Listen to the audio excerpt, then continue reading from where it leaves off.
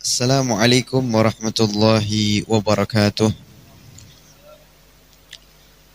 Bismillah walhamdulillah wassalatu wassalam ala sayyidina Rasulillah Muhammad ibn Abdullah sallallahu alaihi wasallam. Allahumma salli wa sallim ala sayyidina Muhammadin miftahi babi rahmatillah adadama fi ilmillah salatan wa salaman daimaini bidawami mulkillah wa ala alihi wa sahbihi. Yang sama-sama kita hormati dan kita muliakan guru kita, Guru Khairuddin. Kita doakan beliau sehat panjang umur, sehat walafiat. Allah panjangkan umurnya, disehatkan badannya, dikabulkan hajatnya, diluaskan rezekinya. Amin ya rabbal alamin. Begitu pula hadir bersama kita Al-Habib Abdurrahman Al-Habsi. Kita doakan beliau sehat panjang umur, sehat walafiat. Begitu pula pengurus daripada Masjid Darul Mukminin. Kita doakan beliau-beliau sehat panjang umur, sehat walafiat. Yang mana alhamdulillah di dalam malam ini kita sama-sama dipermudah oleh Allah untuk memakmurkan bainal isya'ain, memakmurkan di antara waktu maghrib dan isya. Sampai diceritakan di dalam kitab Risalatul Muawanah, ada salah seorang ulama bertanya kepada gurunya, "Wahai guru, saya bisa mengerjakan daripada puasa di siang hari. Akan tetapi di antara maghrib dan isya saya akan sibuk dengan berbuka. Mana yang lebih afdol, saya puasa di siang hari atau memakmurkan di antara maghrib dan isya?" Kata gurunya, engkau kerjakan keduanya lebih baik. Ya, kalau bisa pagi puasa berarti habis itu di antara maghrib dan isya dimakmurkan. Kata muridnya, "Wahai guru, saya nggak bisa seperti itu." Lalu kata gurunya, "Kalau seandainya engkau tidak bisa, maka tinggalkan puasa di siang hari dan makmurkan di antara maghrib dan isya." Ya, karena saking mulianya itu waktu. Ya, sampai Imam Al-Haddad, Al-Habib Abdul Haddad, beliau jelaskan di dalam kitab di dalam kitab ada bisulukil murid, ya, termasuk waktu-waktu yang berkah. Kalau misalkan waktu kita ini dari muda dulu, ya, udah tertinggal banyak, ya, kan kayak kita banyak beda sama orang-orang soleh. Seperti Al-Habib Abdullah Haddad dari umur 7 tahun udah sholat istiqomah 200 rakaat. Ya, kalau kita kan kadang-kadang baru-baru tobat umur 30, ya, umur 20 baru tobat, ya, baru hadir majelis. Kadang ada yang baru hadir majelis umur 40 tahun. Ya, selebihnya sebelum umur 40 tahun banyak nih waktu yang terlewat. Gimana caranya? Maka kata Imam Al-Haddad, beliau jelaskan di dalam kitab Adabi Sulukil Murid, maka dari umur tersebut jangan engkau tinggalkan di antara maghrib dan isya. Itu untuk menambal waktu-waktu yang udah bolong yang dulu. Waktu-waktu yang bolong. Dan enggak semua Allah permudah. Ya, enggak semua Allah permudah itu seperti ada orang duduk ke masjid. Ada yang Allah permudah datang niat ke masjid, datang dari masjid, dari rumah udah ingat, ya. Dari rumah udah ingat, bahkan dijelaskan di dalam hadis, barang siapa yang wudu di rumah memperbagus wudunya, datang ke masjid, satu langkah menghapus dosa, satu langkah mengangkat derajat. Syaratnya wudunya di rumah. Ya, berarti udah siap-siap. Ya, dari rumah tuh. Ada yang datang ke masjid lupa deh, baru masuk masjid dia lupa, ya, gimana tata cara Nabi Muhammad SAW masuk masjid seperti apa, ya, niat sholat tahiyatul masjid, habis itu niat i'tikaf, ada lagi pahala yang lebih besar lagi, bernadar untuk i'tikaf. Nah, ini di dalam hal-hal yang baik ini memang gak semua orang Allah permudah. Makanya Imam Al-Haddad, Al-Habib Abdullah Al-Haddad, beliau katakan di dalam kitab Al-Hikam Al-Haddadiyah, manusia ini terbagi jadi 4. Manusia terbagi jadi 4. Yang pertama, man tayassarat lahu matalibuhul ukhrawiyah wa ta'assarat alaihi matalibuhud dunyawiyah fahuwa min warasahin nabiyyin. Ini golongan pertama. Ada orang yang memang Allah permudah urusan akhirat. ke masjid, sholat berjamaah, baca Al-Quran gampang, sholat duha lancar, ya. Sampai kadang-kadang dia saking rajinnya sholat duha sampai 12 rakaat. Ya. Ini kelebihan sampai 14 rakaat nih, kelebihan nih. Ya, saking pengen kayanya. Ya, karena di dalam hadis dikatakan gak bakalan orang fakir, orang miskin tuh yang senantiasa melazimkan duha. Ya. Ini orang udah istiqomah, urusan akhirat Allah permudah. Hadir majelis taklim gampang, tapi urusan dunianya Allah persulit. Kan ada orang yang seperti itu ya. Kalau kita lihat subhanallah, orang rajin urusan akhirat, sholawat, semuanya urusan akhirat dia Allah permudah. Tapi urusan dunianya subhanallah sulit kadang. Ya, kadang rumah udah reot, padahal istiqomah. Hadir majelis taklim, cinta sama ulama, cinta sama orang soleh, tetap aja urusan dunianya sulit. Apa kata Imam Haddad? Nih golongan pertama, fahuwa min warasahin nabiyyin. Nih orang dapat warisan dari para nabi. Beruntung. Berarti apa? Nanti hisabannya nanti di akhirat berkurang. Makanya jangan ngeluh. Nih saya udah kayak gini-gini aja, sholat mah udah rajin, istiqomah di masjid. Oh, kadang ngedoa pengen kaya sampai ngebudang gak dikaya-kayain sama Allah. Ya, berarti ini orang dapat warisan dari para nabi. Lihat Rasulullah SAW. Nabi di dalam riwayat pernah 2 bulan berturut-turut gak makan kecuali air sama korma. Ada orang sini cuma makan air sama nasi, kuat gak 3 hari? Lemes badan kita. Ya, ini Rasulullah, lihat Rasulullah. Rasulullah tidurnya di atas pelepah kurma. Sesusah-susahnya kita masih tidur di spring bed. Ya, makanya di dalam urusan dunia nih jangan kita ngeluh. Kadang kita kalau urusan dunia ngeluh, betul? Nggak ngeluh urusan akhirat. Aduh, saya nggak istiqomah sholat duha, nggak pernah.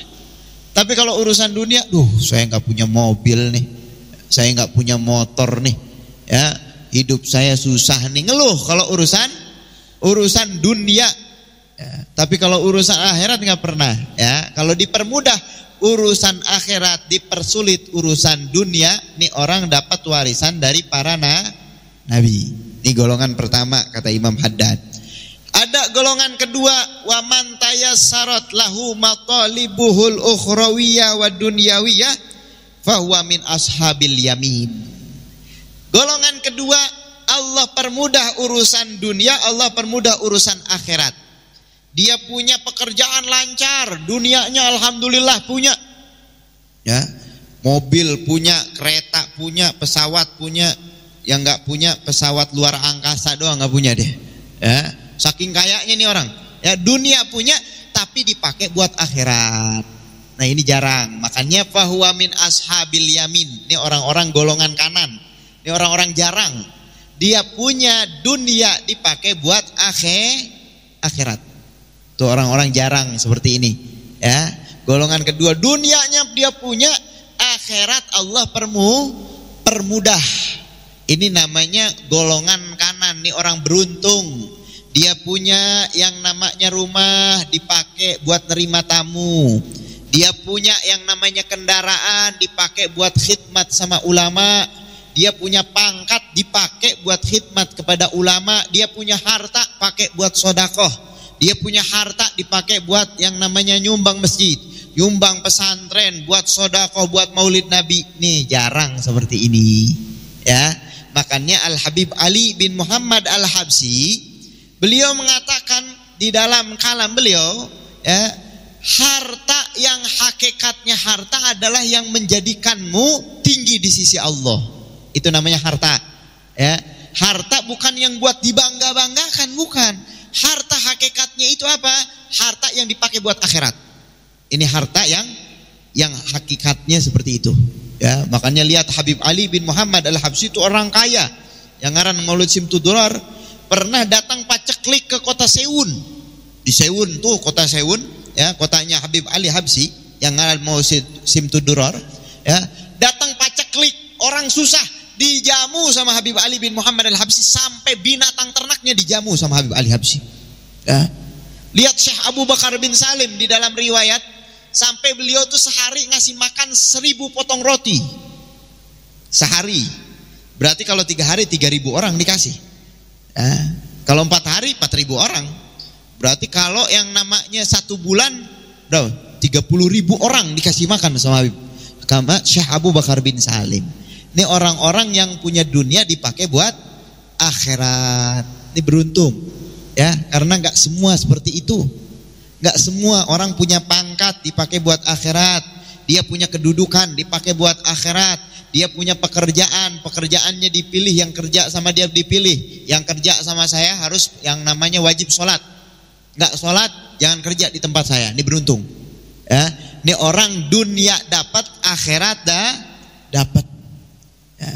Karena orang zaman sekarang tuh kadang yang namanya kaya buat flexing doang. Flexing tahu? Buat pamer. Ya, buat pamer, bukan dipakai buat akhirat. Di Jakarta ada namanya Al Habib Muhsin Al Hamid. Ya, saya sering ngisi di Allah malam Jumat. Ya. Beliau Habib Muhsin ini yang pertama ngundang Al Habib Umar bin Muhammad bin Salim bin Hafid dari zaman dulu. Ya, sebelum terkenal beliau. Dari sebelum tahun 2000 diundang Habib Umar nih. Kalau ngundang Habib Umar, ya, beliau jamu Habib Umar nih tiket beserta rombongannya.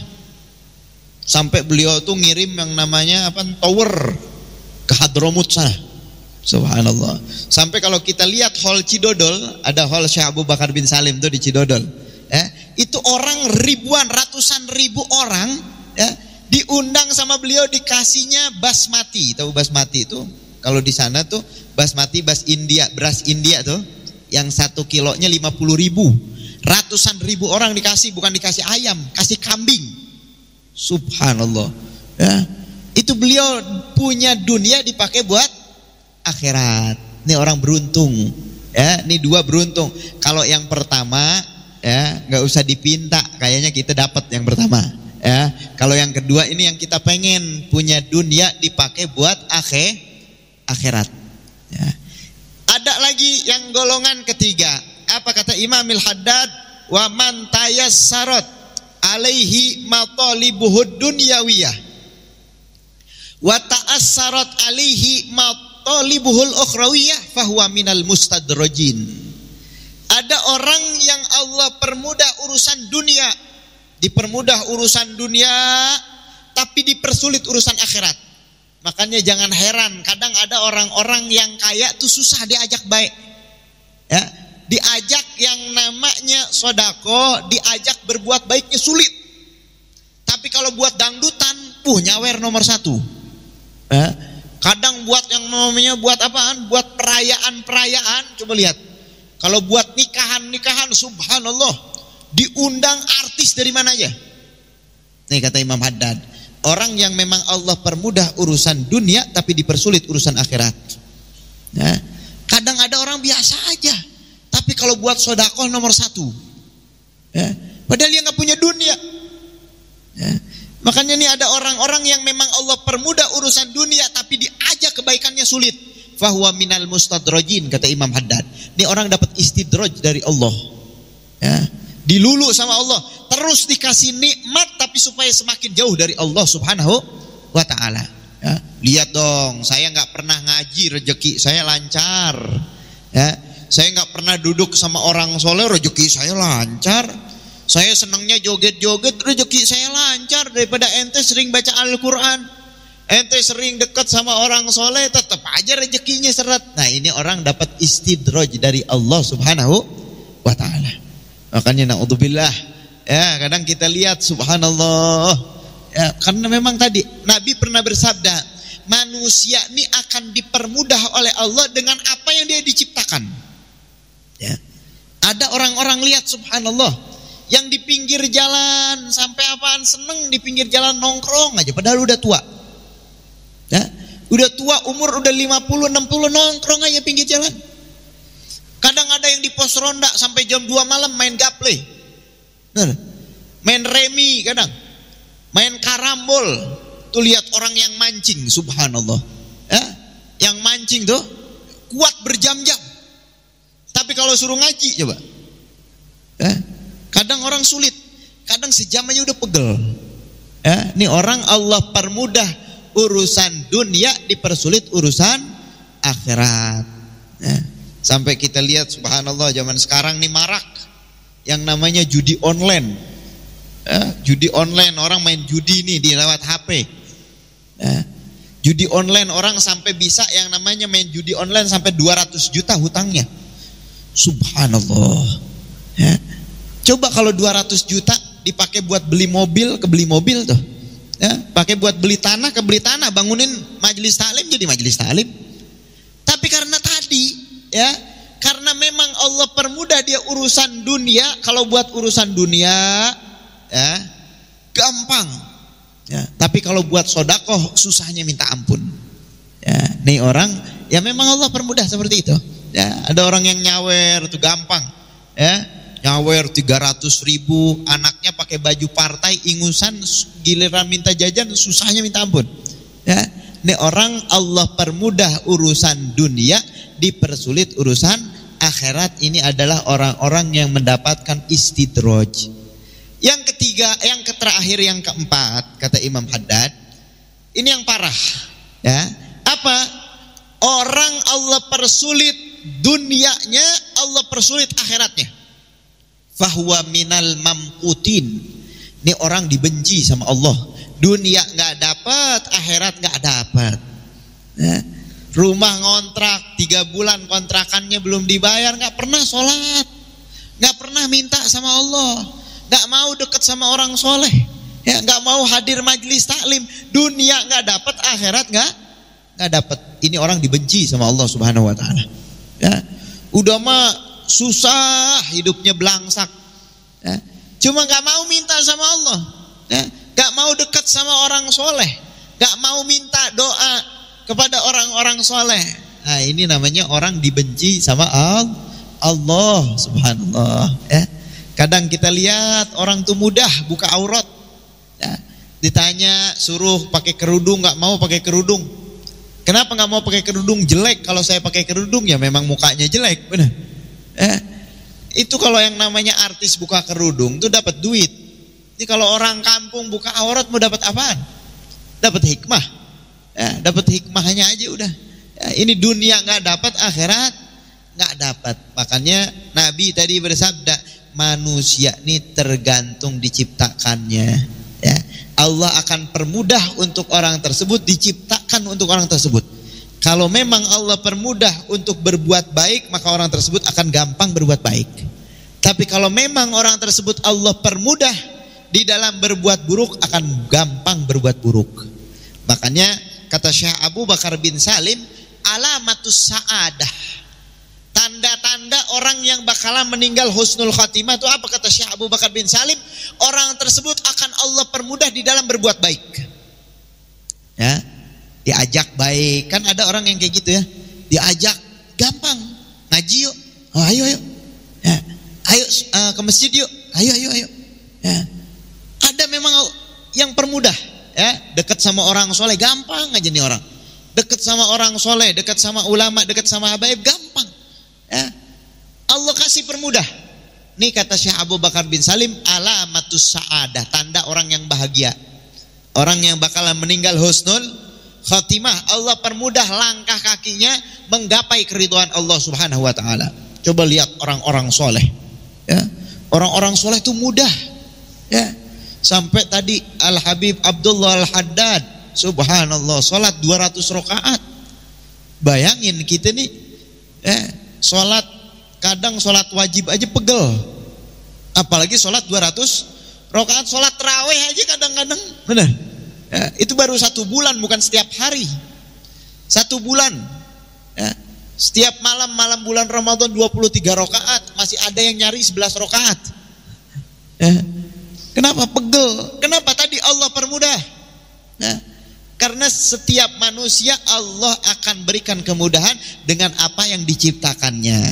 Gak usah jauh-jauh, gak usah jauh-jauh. Coba lihat yang namanya anak kecil tuh, kalau main game, bisa berjam-jam main game, bisa 8 jam, bisa 13 jam. Masa tuh orang soleh sampai sholat 200 rakaat, khurafat kali. Wow. Ini Wahabi dikit-dikit khurafat ngomongnya. Gak usah jauh-jauh, lihat tuh anak-anak kecil kalau main game bisa sampai 3 jam, 10 jam, kuat. Kenapa? Karena cinta. Makanya kita diajarin supaya kenikmatan tersebut, ya, kenikmatan kita nih nikmatnya, pengennya nikmat di dalam ibadah. Karena yang ngasih nikmat, ada orang yang Allah kasih kenikmatan tuh minum teh, nikmat. Gak suka sama kopi, gak, senengnya teh. Ada yang senengnya kopi, sampai minum kopi ini nikmat. Ya, Allah kasih yang namanya minum kopi ini nikmat. Minum teh gak nikmat. Siapa yang ngasih? Allah.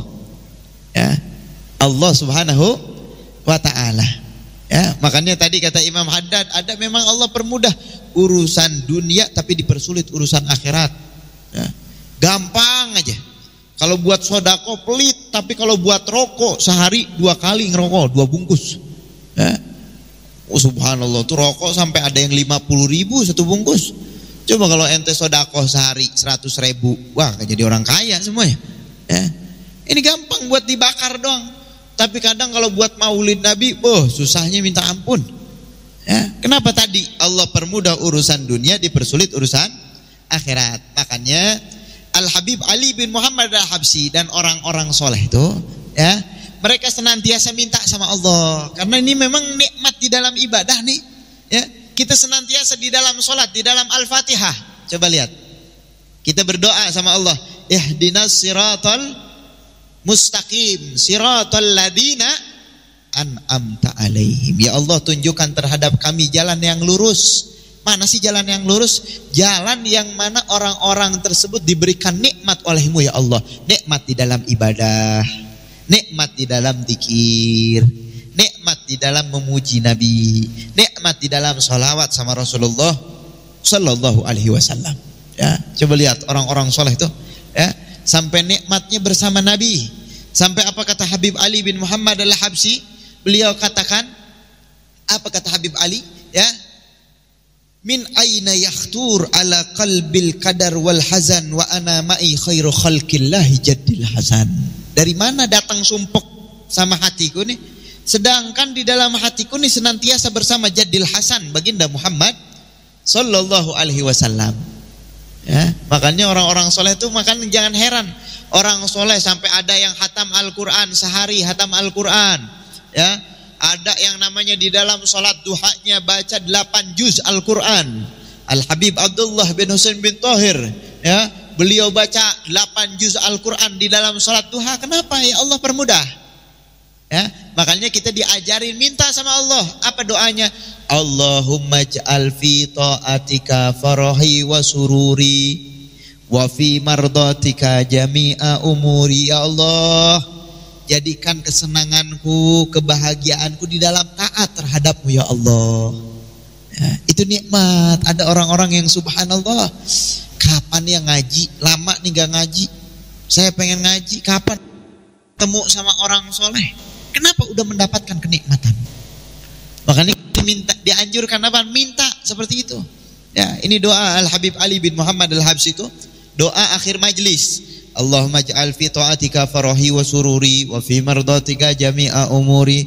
Allahumma ya alim bihalati wa muttali ala sarairi wa niyati ikdi jami'a hajati. Itu suruh minta sama Allah. Ya, supaya apa? Taat, nikmat, taat, seneng taat. Ya, saya sampai punya abah. Abah saya udah meninggal 2 tahun yang lalu ada. Ya, abah saya tuh sakit kakinya.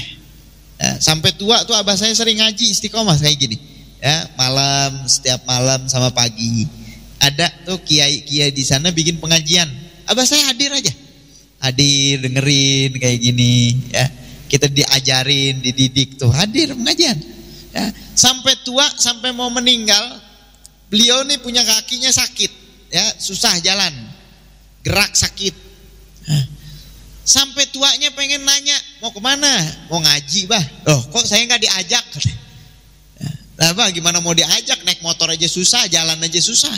Tuh, ya, Allah permudah sampai tua juga Allah permudah. Kadang subhanallah sampai istiqomah, kadang sampai hujan-hujanan hadir pengajian. Ya, sampai orang tuh ngomong, Pak Habib ini udah tua. 75 tahun waktu itu beliau bawa motor sendiri. Habib nih udah tua, mau ngapain di rumah aja udah. Apa jawaban abah saya ini banyak dosa. Seenggaknya saya cuma duduk di majelis taklim, duduk dong, dengerin dong. Nggak paham, nggak apa-apaan, cuma duduk. Dosa saya diampunin sama Allah Subhanahu Wa Taala. Itu memang Allah, memang ada orang yang Allah permudah. Coba lihat, ada orang yang kadang udah tua, udah beruban, masih seneng joget-joget. Naudzubillah. Masih seneng gayanya makin tua makin jadi tua-tua keladi, udah. Pakai lepis lagi, pakai rantai di sini, subhanallah. Ngerasa makin muda, rambutnya diitemin, subhanallah. Memang ada orang seperti itu. Makanya minta sama Allah supaya apa? Terus kita diberikan taufik oleh Allah untuk nikmat di dalam ketaatan. Itu alamatul sa'adah. Apa? Allah persulit di dalam keburukan, kata Syekh Abu Bakar bin Salim. Dan sebaliknya, alamatus saqawah, tanda orang yang celaka, Allah permudah di dalam berbuat kemaksiatan. Maksiat ini gampang aja. Gampang. Mau mabok nggak bisa, akhirnya minum yang namanya air kecubung. Dan kemarin ramai tuh di Kalimantan, di mana? Ada yang sampai mati, naudzubillah. Gara-gara pengen mabok, nggak kebeli yang namanya minuman keras, akhirnya minum air kecubung. Naudzubillah. Ini subhanallah. Memang Allah permudah, ada aja otaknya. Mau yang namanya mabok, nggak bisa kebeli obat-obatan, ngelem akhirnya. Minum yang namanya mie komik banyak. Naudzubillah. Ini ada aja otaknya tadi. Alamatus saqawah, tanda orang celaka itu Allah permudah di dalam berbuat daripada berbuat buruk. Nggak bisa dia Allah kasih yang namanya jalan, dipermudah, gampang aja kalau mau maksiat. Naudzubillah. Dan Allah persulit di dalam berbuat baik. Kadang berjumpa sama orang soleh diajak majelis salim, ada aja alasannya. Ini orang-orang celaka.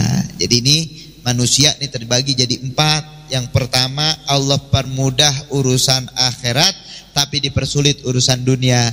Ini masih beruntung. Karena hakikatnya kita diciptakan nih bukan buat di dunia. Kita hakikat diciptakan nanti buat di akhirat. Kalau kita dipermudah urusan akhirat, beruntung walaupun dunianya susah. Berarti nanti di akhirat hisabannya berkurang. Yang kedua, Allah permudah urusan akhirat, Allah permudah urusan dunia. Nah, beruntung. Makanya Kak pakai punya dunia nih. Jangan dipakainya buat pamer doang di media sosial, pakai buat di akhirat. Ini pakai karena harta yang kita ambil, yang kita kumpulin nanti menjadi buat warisan. Yang kita banggakan. Kalau kita nggak gunakan nih buat akhirat, nanti kita bakalan jadi orang yang rugi. Naudzubillah. Nih yang kedua, orang beruntung punya dunia dipakai buat akhirat. Yang ketiga, golongan yang ketiga punya dunia tapi dipersulit akhiratnya, maka ini adalah fahuwa minal mustadrajin, orang yang dapat istidraj dari Allah. Yang keempat, yang parah, dunia nggak dapat, akhirat nggak dapat, nih orang dibenci sama Allah. Nih kita golongan mana nih? Makanya minta terus sama Allah.